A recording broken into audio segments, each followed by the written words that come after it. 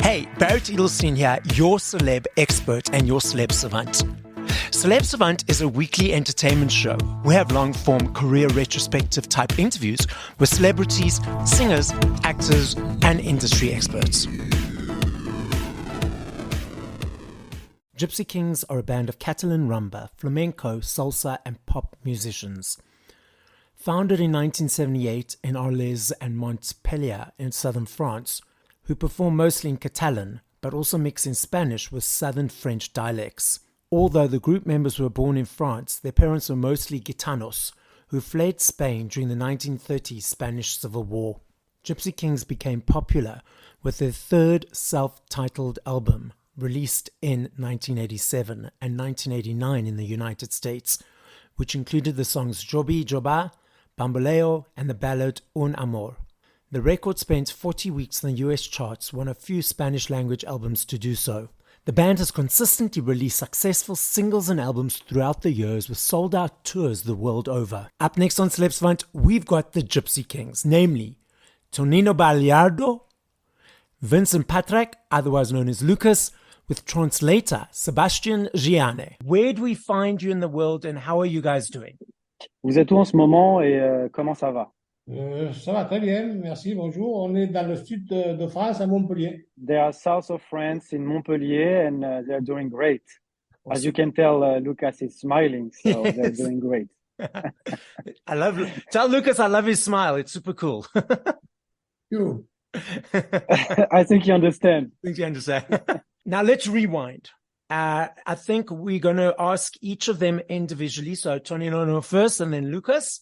At what age did they decide they wanted to be in the entertainment industry, whether it was a child or a teenager, and how did that progress to where we are today? À quel âge vous avez commencé dans l'industrie et comment ça a avancé pour vous, enfin pour Tonino, pour toi, à quel âge tu as commencé la musique et comment ça a évolué pour toi dans l'industrie au fur et à mesure des années? Bon, la musique, en fait, chez nous, on est très jeunes, on est dans la musique.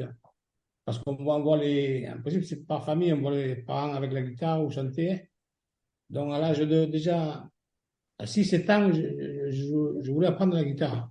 Et très jeune, en fait. Ouais, 7-8 ans, je faisais des petites mélodies. Et en fait, c'est de famille en famille, quoi. En te voit. Yes, so, et toi, Lukas, tu as commencé à quel âge la musique et comment ça s'est déroulé pour toi ta carrière jusqu'à maintenant?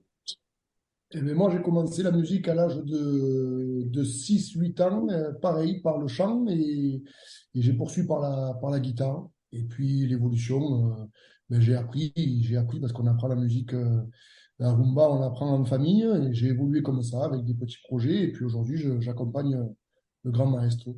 Tonino started music around age 6 or 7.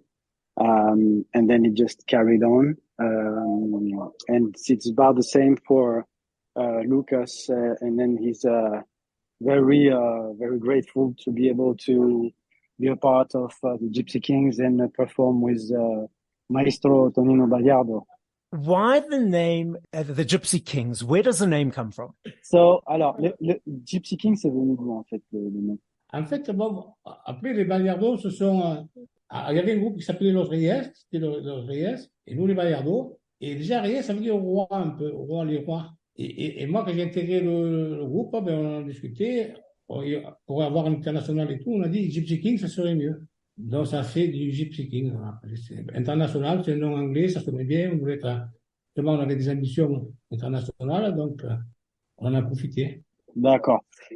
So basically what happened is when they started the group with Tonino and Nicolas, Nicolas' name is Reyes, which means king, but in Spanish. And they thought they were looking for something more international, so more English sounding. And so they thought we translate Reyes in English, that's kings. And we're gypsies, so that's Gypsy Kings. And they had international ambitions. So it just made sense to be called the Gypsy Kings. Obviously, you guys have been in the industry, obviously, for a number of years. Lukas is more newer to the band. But what is your creative process? So when you're creating new music or music over the years, from 0 to 3 to 4 minutes, how do you create the songs? Is it easy? Let's dive into the Gipsy Kings creative world. Oui, comment, Tonino, comment est-ce que tu fais pour créer tes morceaux? Comment tu t'inspires? Comment tu crées ta musique?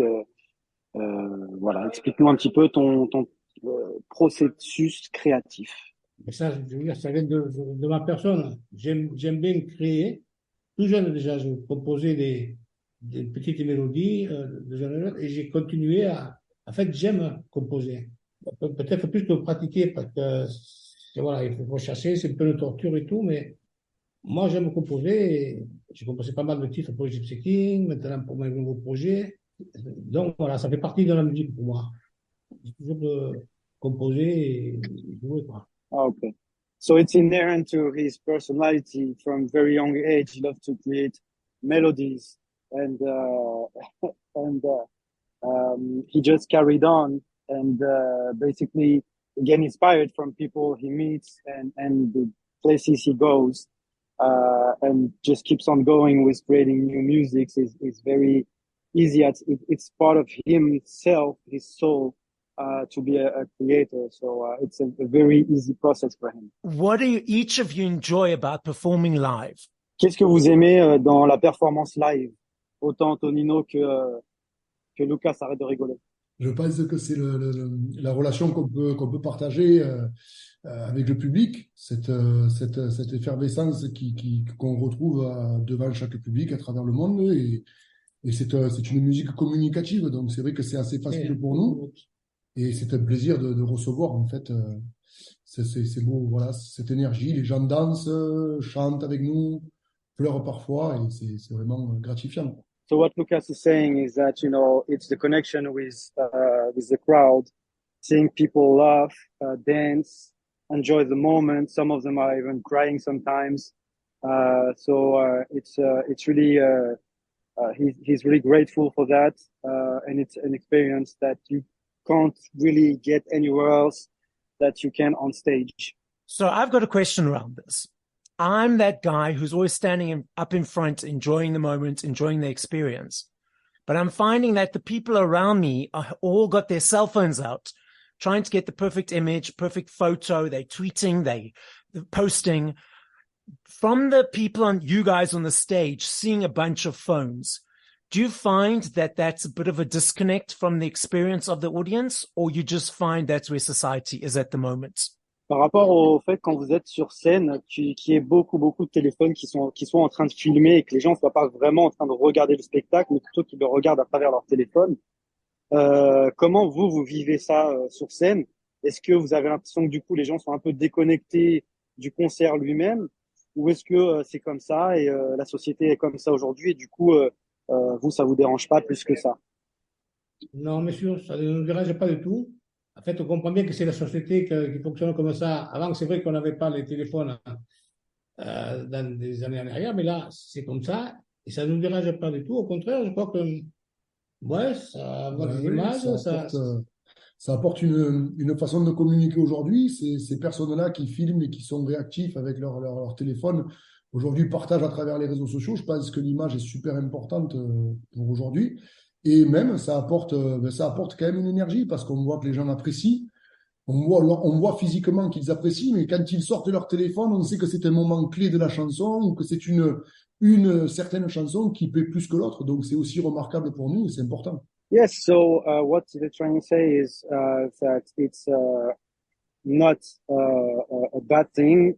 At the contrary, it's a great thing because they can still see people enjoying the moment, even though sometimes they have their phones out. Yeah. Because it means that it comes on a particular song at a particular moment. Usually they don't have their phone all the way through. And when they film it, it goes on social medias. It goes on their Twitter or Yeah. Instagram. So they're basically trying to share the moment that they're living to their community. And that's good for obviously the Gipsy Kings and for the world to enjoy a bit of the performance from another place. Interesting. I like that. you guys referenced the newer music or the creative of new music. So tell us more about the new music that's coming out. Is it a new body of work of an album, or what is the way forward with the next steps of the new music? Parlez-nous un petit peu du nouvel album, comment vous allez un petit peu la pousser et qu'est-ce qui arrive après ce nouvel album Renaissance, qu'est-ce qui est un petit peu sur les formats. Mais oui, on a eu l'album Renaissance, voilà, en fait. L'année dernière, ça s'est passé, bon, voilà, c'est une composition dans une année, en fait, on a tout fait. J'ai composé, on a enregistré des titres nouveaux, on a eu énormément de plaisir à le faire, on est très content de ça. Et puis, je suis là en ce moment même en préparation d'un deuxième album de Tonino Baliardo, Gipsy Kings. Donc, voilà, j'aime faire du studio, faire de la musique nouvelle. Bon, si, sur scène, on fait des classiques aussi, mais s'il y a pas, peut avoir quelques nouvelles, c'est bien aussi. On aime bien. Yes, so they're very happy with the new album Renaissance, which is doing pretty good numbers. They're happy that they can perform the new songs on stage. So Tonino recorded this album through the pandemic. So it was a very special, hard time for him.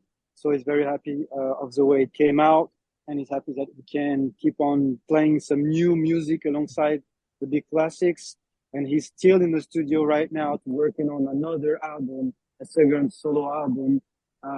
So watch out for this. I was listening to a couple of the tracks that were released. I got it notified on my Spotify, the new releases. I just want to say I was loving the new music. It's absolutely beautiful. Gipsy Kings has been in for the industry for a number of years. We had cassettes, we had CDs, we had vinyls. Gratefully, they're making a massive comeback. I'm not sure if you guys are aware, but last year in the UK, 5.5 million vinyls were sold alone, the biggest since 1990. I love a CD. I still collect my CDs, but we also have these digital platforms that people consume music on. What do you guys think around the physical compared to the digital? And do you have a preference on either? Avec la résurgence du vinyle qui revient en force, il y a 5,5 millions de vinyles qui ont été vendus l'année dernière sur l'Angleterre. Qu'est-ce que vous pensez des nouveaux formats comme le streaming qui prend beaucoup de place maintenant et des anciens comme le CD ou le vinyle? Il faut vivre avec son temps, même si on a tendance à se faire rattraper par ce qui a déjà été fait auparavant. Donc c'est vrai que le vinyle est une qualité voilà, que les gens retrouvent à travers des musiques.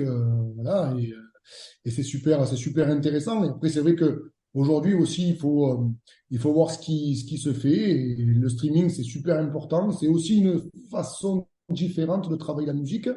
L'approche de sortir de la musique, de la nouvelle musique, des nouveaux albums, des singles.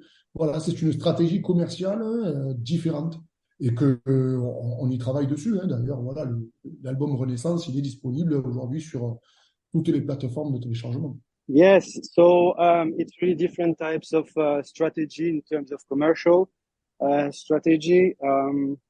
So it depends on what you're looking for, but for a group like the Gipsy Kings, it makes sense to have some vinyls and CD spread because obviously, it's a legendary group which came about when the vinyl was big and kept on going when the CD came out. And now that the streaming is big, you have to obviously, adapt to the new format as well. So they embrace each format as they come. And they also embrace all the formats. The podcast is listened to throughout the world. So as a final message to the listening audience, what would you guys like to say? Est-ce que vous avez un message final pour les auditeurs à l'international du podcast? Bien sûr. Ouais. On va leur souhaiter vraiment de venir nous rejoindre sur la tournée américaine qu'on a à partir du 25 octobre. Et voilà, on les invite à venir nous rejoindre, à venir faire la fête avec nous, retrouver le maestro Tonino Baliardo sur scène face à eux et profiter de tous ces moments. Voilà. So they hope to see each one of them in concert live. and spend some time with them.